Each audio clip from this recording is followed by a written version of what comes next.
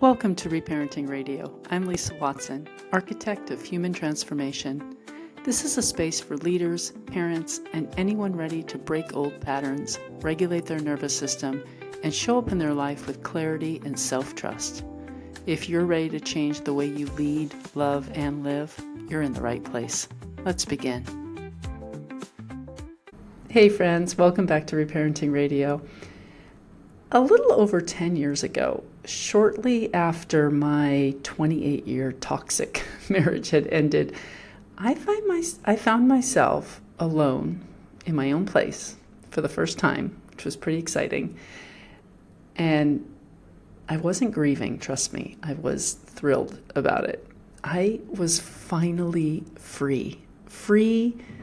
I can't even tell you the feeling of like walking on cloud nine after 28 years of feeling like I couldn't be myself. I was finally free to ask questions. I was finally free to read books that interested me, to study things I've always wanted, to go places without asking or telling anyone. I was free to be curious again, and I was free to discover who my authentic self truly was. And I think that was the most exciting thing of all of it. It was kind of like being born again. And I was so hungry for understanding. Now keep in mind, you probably don't know this, but I met my ex-husband when I was 18. He was 11 years older than me. We got engaged within months, and I was married before the age of 21. And that lasted for 28 years. So you can imagine what kind of mindset I might have had being with someone who was very controlling of me and my decisions and what he wanted from me. So I was super hungry for understanding, and I wanted to understand why some relationships felt safe while others didn't, and slowly drained the life out of us. I wanted to understand why people seem to repeat the same patterns, mainly myself, over and over again, and why we know what to do, yet so often we struggle to simply do it. Like, why do some people heal while other people stay stuck? And these are questions that had always intrigued me prior to getting married. But when I did get married, I put all of my interests on the back burner for the best interests of my relationship and my family. So it wasn't until I got a divorce that I was able to pivot back and really get into what I remembered were the things that truly excited me, which were these deeper questions. I really wanted to understand people. I wanted to understand myself most of all. And I wanted to understand my life and how I could make it better. And one afternoon, as I was sitting in my new home by myself, well, maybe with my 2 cats, which I had recently got to keep me company, I stumbled across a video on YouTube. It was Bruce Lipton speaking. And what stopped me about what he said wasn't the science. For some of you may know, Bruce Lipton is a scientist. He's a biologist. It wasn't the biology, and it wasn't even his work into epigenetics, although that is extremely interesting, and I highly recommend looking into it. What really caught me on this video was his honesty. He was describing how, well, first of all, this incredibly successful scientist who had written many books, was a professor, had done lots of lectures, teachings all over the world, a successful scientist, was openly admitting in this video that despite all that he had achieved, he wasn't really happy. He wasn't happy in his life. He wasn't happy in his relationships. He wasn't happy with his parenting. He wasn't happy with his health. And he just simply wasn't happy in his day-to-day life. And he wasn't blaming anyone. He wasn't blaming his childhood or his parents or society. He was simply stating that he eventually realized through the work that he'd done in biology on the cell and patterns and understanding the complexities of life, the macro and the micro, he realized that much of what he was creating in his life, the reason for it was happening below his conscious awareness, in his subconscious mind. And I remember literally stopping the video and thinking, damn, if the thing creating my life isn't even fully visible to me, or, the different aspects of my life, if that subconscious programming isn't even visible to me, how am I supposed to change it? It actually made me really nervous, kind of scared for a minute. Oh no, is that why people don't change their lives? Because their subconscious programming is locked away in some vault and they don't know how to get to it, so they're never able to change it? And I was like, I don't want that to happen to me. How do you change something that you can't see? How do you change a pattern that you don't even know is running? But then I thought, okay, let's do it. Let's go. Let's find out where and what these subconscious programs are. And that question in that moment truly changed the direction of my life. I'm getting teary, thinking about it, because honestly, I remember that exact pivot point. And not because I suddenly had answers, but because I finally had a better question. And that question sent me down a rabbit hole that I have been exploring ever since, for the last 10 years. What are my subconscious beliefs and how do I change them?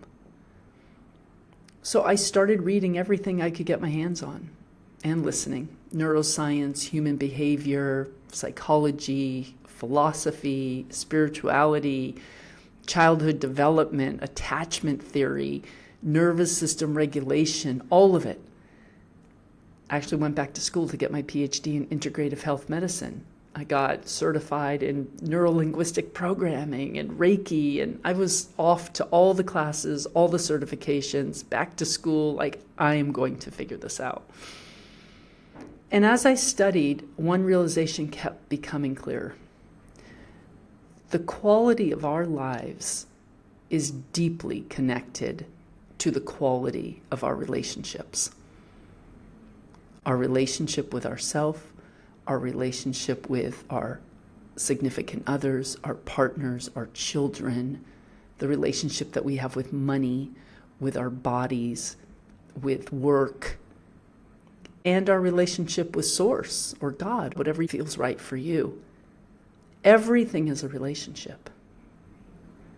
But then another question emerged, which is, if relationships shape our lives so profoundly, why do so many of us struggle with them? Why do intelligent people repeat unhealthy relationship patterns? Why did I get into an unhealthy relationship? Why was my ex-husband unhealthy in our relationship? Why do loving parents unintentionally pass pain down to their children? Why do successful people still feel unworthy? And why do we keep reacting in ways that we don't even like or we don't even want to act in? And the deeper I went, the more I realized something.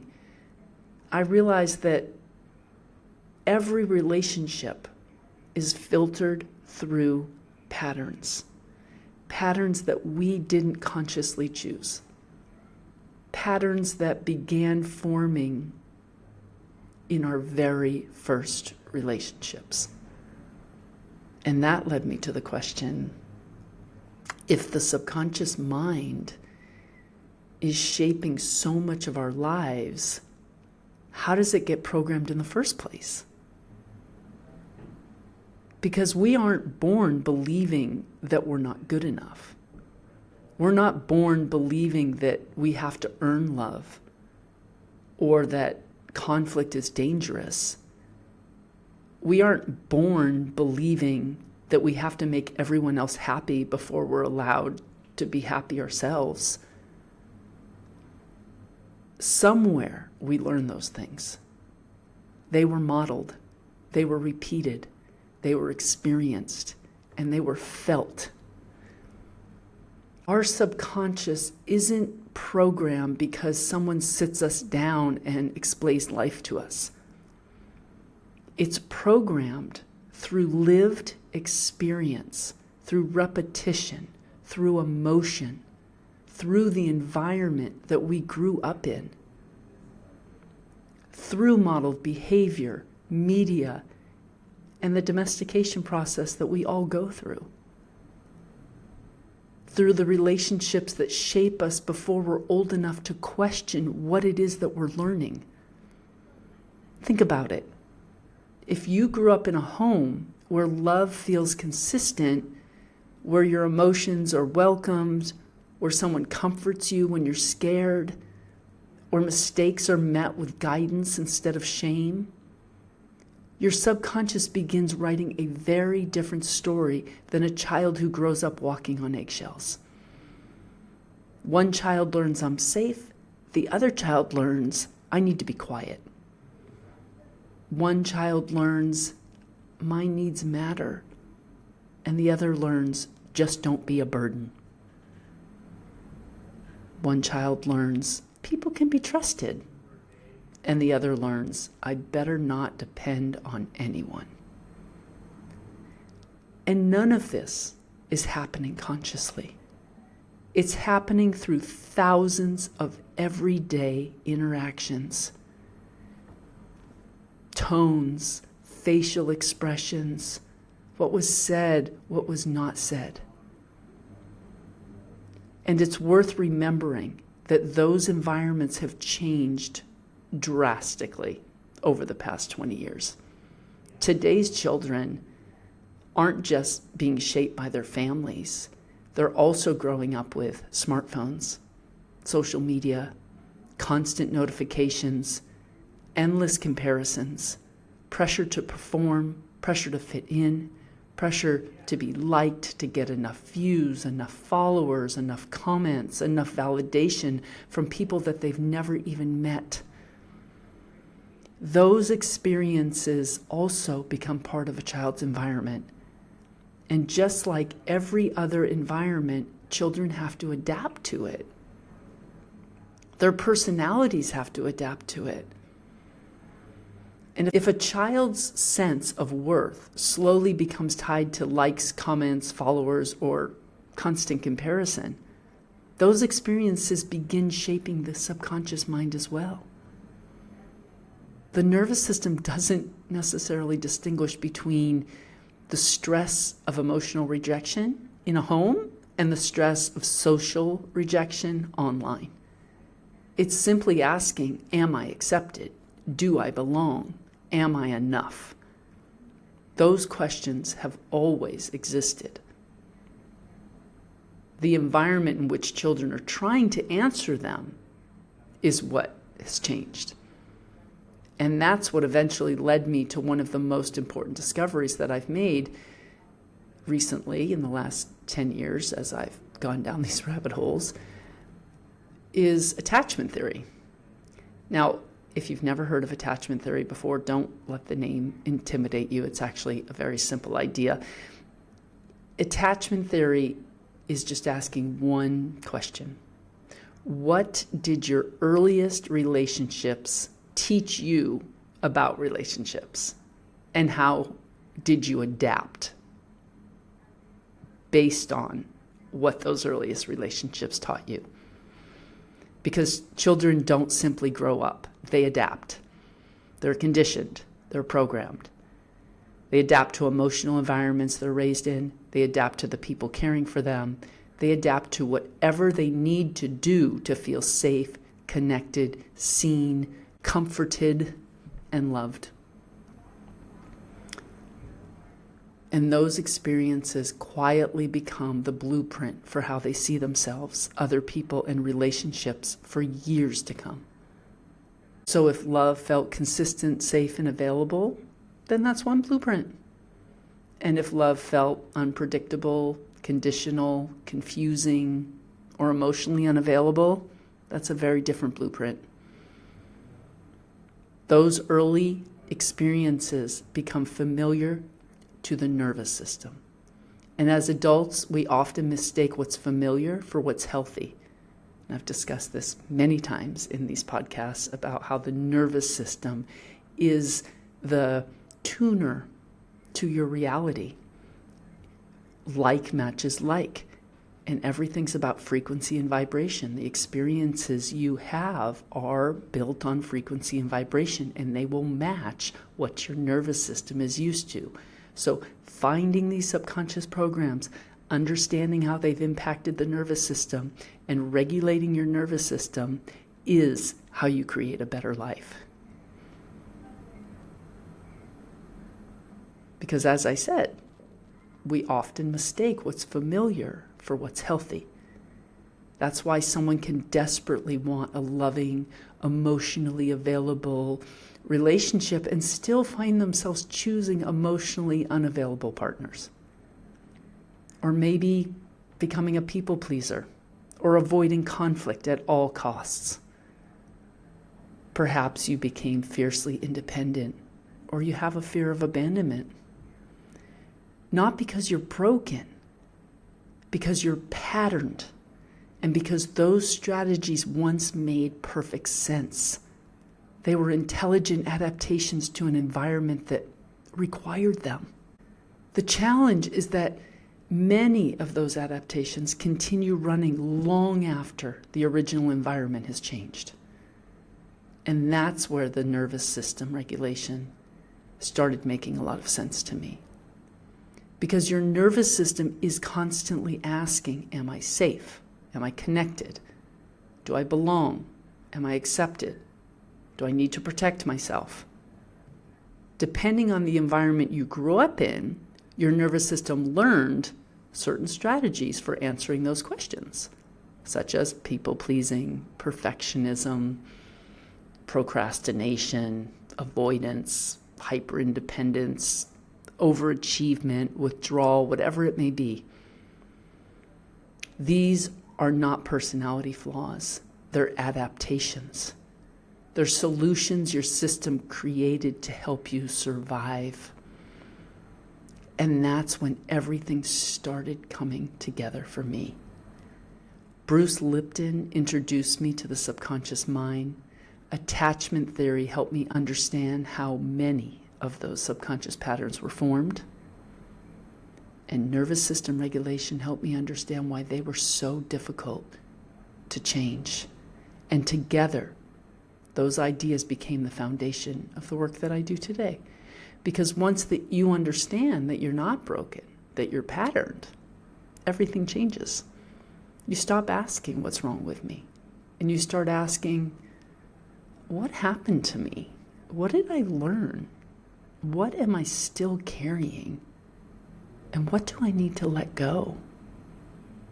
And perhaps the most important question of all, what new experiences can I create that teach my nervous system that something is different now? What internal dialogue do I have to adopt to eventually convince my inner child that she's safe now? And this is how I developed the reparenting and the reveal methods, to help myself and others reprogram the beliefs and patterns that have kept them from living a regulated, grounded life that feels safe, connected, and expansive. A life out of survival and a life into thriving.